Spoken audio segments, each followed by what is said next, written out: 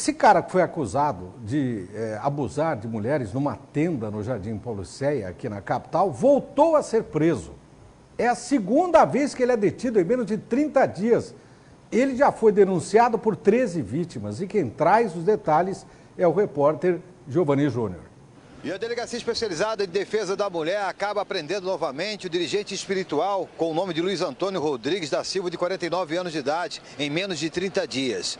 O mesmo, pela segunda vez, é preso por abuso sexual, aonde a delegacia, após receber denúncias de mulheres, ouviu vários detalhes que apontavam que esse líder espiritual, ou dirigente espiritual, utilizava das incorporações para assediar ou abusar sexualmente das mulheres. Após a soltura do suspeito, muitas vítimas nos procuraram aqui na delegacia para retirar a denúncia. Embora esse crime de estupro não dependa da representação da vítima, né, a investigação corre independente dela desejar ou não, essas vítimas poderiam mudar sua versão durante a instrução criminal.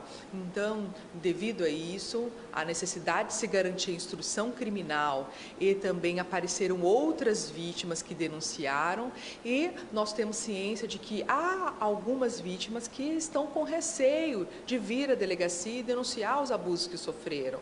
Então, diante de todo esse panorama, o Dr. Clay representou pela prisão preventiva, pontuando ao juiz a necessidade de se garantir a instrução criminal, né? E também pontuou ao juiz a necessidade de garantir a ordem pública devido à reiteração da conduta do suspeito. Ele praticou abuso contra diversas vítimas, então essa conduta demonstra que ele poderia continuar a praticar outros delitos contra outras vítimas. Diante disso, o Dr. Clay representou pela prisão preventiva do suspeito, o juiz analisou toda essa situação e deferiu a prisão preventiva contra o suspeito.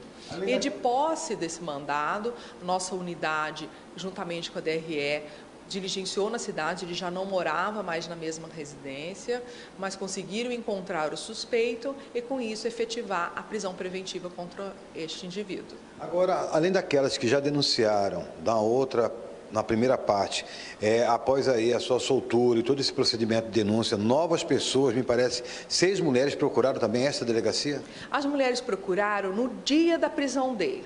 Então, no dia da prisão, essas vítimas nos procuraram. Mas no final do dia, elas souberam que eles foram soltos. Então, elas ficaram muito desesperadas e desejaram retirar a denúncia. Então, nós levamos esse fato ao juiz e ele analisou essa situação, por isso que deferiu a prisão contra ele. A gente falava de 20 mulheres na época. Já chegamos nesse número ou está próximo? Nós estamos em 13 vítimas, mas acredito que existam mais vítimas, porque as meninas relataram que existem outras que estão com receio de denunciar.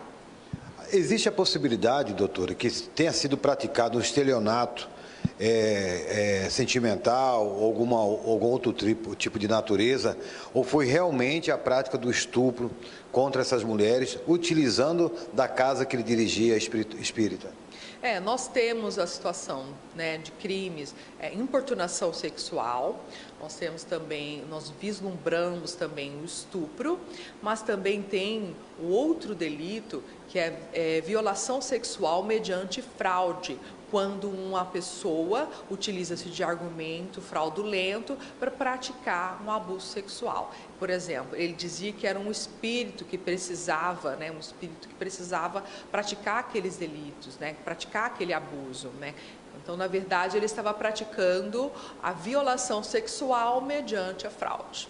Qualquer mulher que tenha conhecimento ou que tenha no pensamento, eu vou denunciar, eu quero falar também a minha história, como ela deve se comportar, aonde ela deve ir, quem ela deve procurar. As mulheres que sofreram abuso ou têm dúvida do que tem acontecido diante da situação, porque nossas mulheres são educadas a se silenciar, a se culpar, né? Então, aquela mulher que tem dúvida, será que foi culpa minha, eu que provoquei a situação?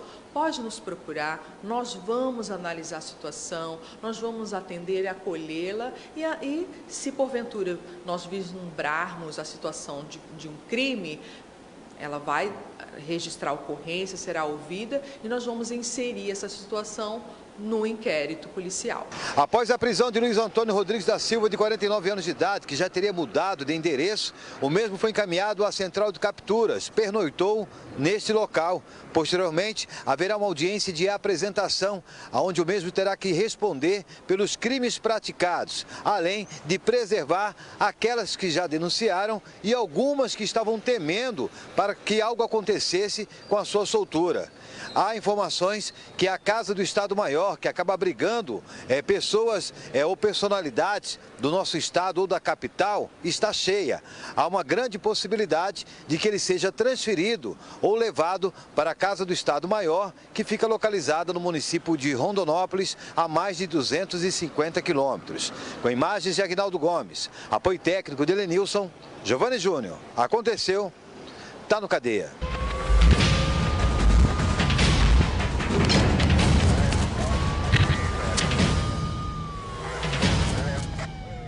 Você que acompanha o Cadeia diariamente se lembra que na primeira vez que ele foi preso, nestas imagens que nós estamos mostrando aí, eu ainda falei, olha, tem que apurar direito essa história, tá, onde já se viu um pai de santo atrair as mulheres para dentro da tenda. Olha o tamanho desse cara. Você imagina uma mulher resistir a um abuso sexual com um homem desse tamanho? Difícil.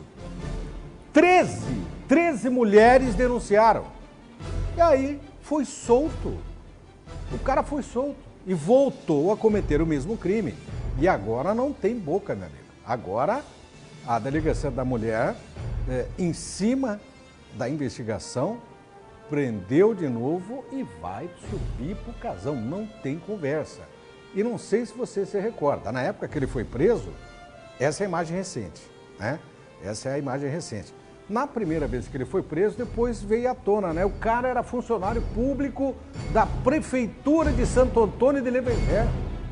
Cargo nem lembro o cargo. Sei que foi afastado, né? A essa altura, no mínimo, já deve ter sido demitido. Mas que absurdo.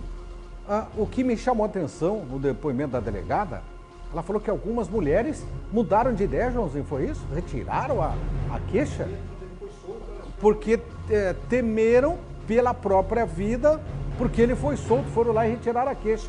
Gente, mulheres, atenção, não é só nesse tipo de caso, não. Mulher que é ameaçada, que é agredida pelo convivente, não pode retirar a queixa. Olha isso, é o lugar onde ele atraía as mulheres e abusava, né? É o famoso terreiro, né? O pessoal de Umbanda usa. E ele usava. E aí, mancha a imagem dos umbandistas, né? Tem que respeitar a religião. E aí, por causa de um mau caráter desse, mancha a imagem de outros, né? Tantos aí que praticam. Nós temos um país em que é respeitado o direito das pessoas frequentarem a tenda, o templo, a igreja, né? Nós temos um país onde as religiões são muitas, né? Então é preciso respeitar. E aí o cara se usa, né?